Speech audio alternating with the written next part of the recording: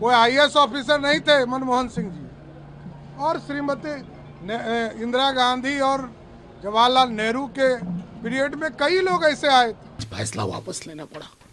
कहाँ के मजबूर प्रधानमंत्री हैं आप। ऑर्केस्ट्रा टीम में जो लोग हैं वो क्या कहेंगे, साहब तेरे सुबह की जय, साहब तेरे शाम की जय, साहब तेरी जय जय जय। तेजस्वी यादव जी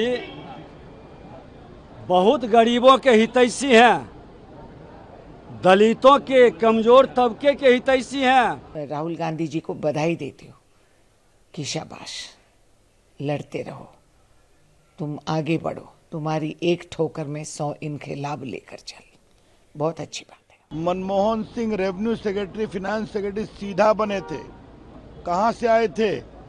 कोई आईएएस आईपीएस थे क्या? ये फैसला आज का नहीं है, ये कांग्रेस पार्टी का पाप था।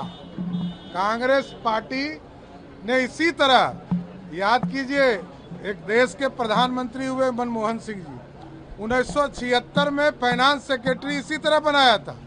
कोई आईएएस ऑफिसर नहीं थे मनमोहन सिंह जी, और श्रीमती इंदिरा गांधी और जवाहरलाल नेहरू के पीरियड में कई लोग ऐसे आए थे। लेकिन मैं तो धन्यवाद देता हूं प्रधानमंत्री नरेंद्र मोदी जी को, जिन्होंने इस पर तुरंत कार्रवाई किया। विपक्ष कह रहा है कि हमारे दबाव की वजह से। अरे विपक्ष तो बाहर में बैठा है ना, जब वो सरकार में थे तो नहीं किए, ये हमारा कहना है।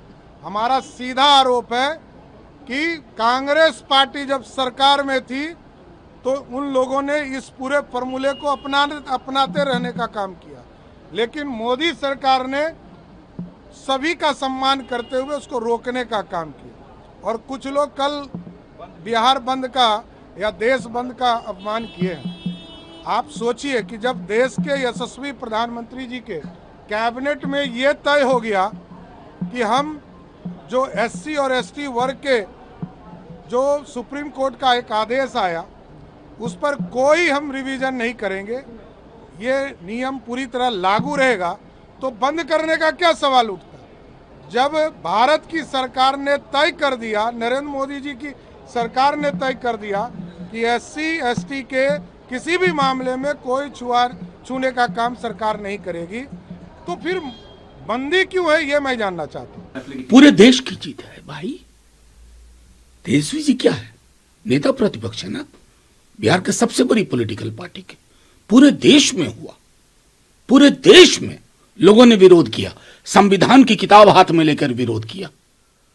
समझ में आया, आज फैसला वापस लेना पड़ा। कहाँ के मजबूर प्रधानमंत्री हैं आप। यूं ही फैसले लेते हैं बिना सोचे समझे, संविधान को दरकिनार करते हुए, प्रावधानों को दरकिनार करते हुए। सवाल तो अब ये उठेगा कि इससे पहले जो आपने लेटरल एंट्री में लोगों को लिया है वो कौन लोग हैं? क्या तब माना था?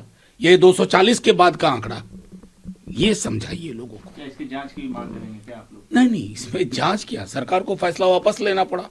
हम कहेंगे इससे पहले जो लेटरल एंट्री में हुआ उसका ब्यौरा थोड़ा दे। अश्वनी वैष्णव जी परसों तक जस्टिफाई कर रहे थे, प्रधानमंत्री जी का विजन बता रहे थे लेटरल एंट्री।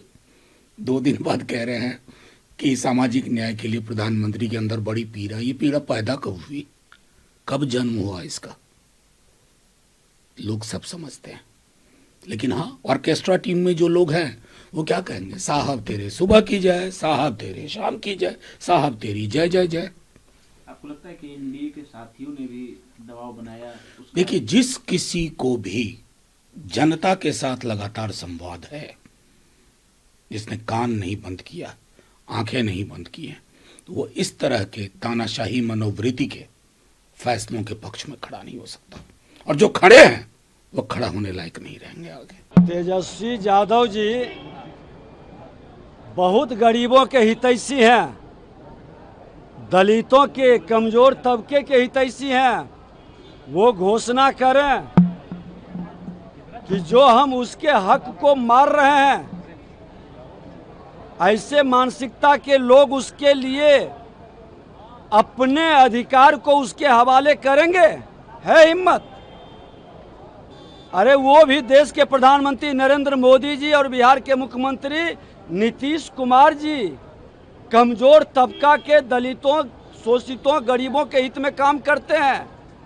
जो अपने पार्टी के अंदर दलितों को, गरीबों को बंधुआ मजदूर के तरह रखते हैं, वो आरक्षण की बात करने वाले बेईमानी कर रहे हैं। प्रधानमंत्री आदेश करते जाएंगे, विपक्ष में हमारा नेता राहुल गांधी बताते जाएंगे कि तुम्हारा गलतियां क्या है। इसके ऊपर तो बहुत लाद देते हैं। राहुल गांधी को जिस तरह सताना है, जिस तरह उनको बेइज्जती करना है, कहीं और बिठा दे, उनका घर निकाल दे, उनका पद निकाल दे, ये बहुत करे हैं। मगर क्यों? राहुल गांधी अपने आप के लिए नहीं लड़ रहा है, देश के लिए, संविधान की सुरक्षा के लिए। तो राहुल गांधी ने ठीक कहा, तो अब क्यों नहीं कहते वो जो शब्द इनको इस्तेमाल कर रहे थे?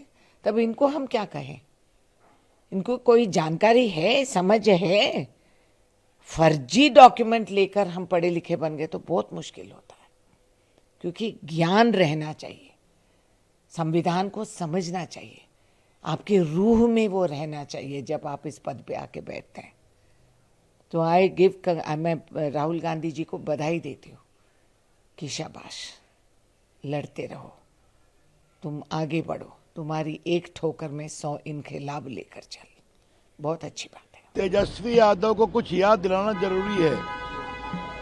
उनके पिताजी मनमोहन सिंह की सरकार में रेल मंत्री थे। Manmohan Singh revenue secretary, finance secretary सीधा बने थे। कहाँ से आए थे? कोई आईएएस आईपीएस थे क्या?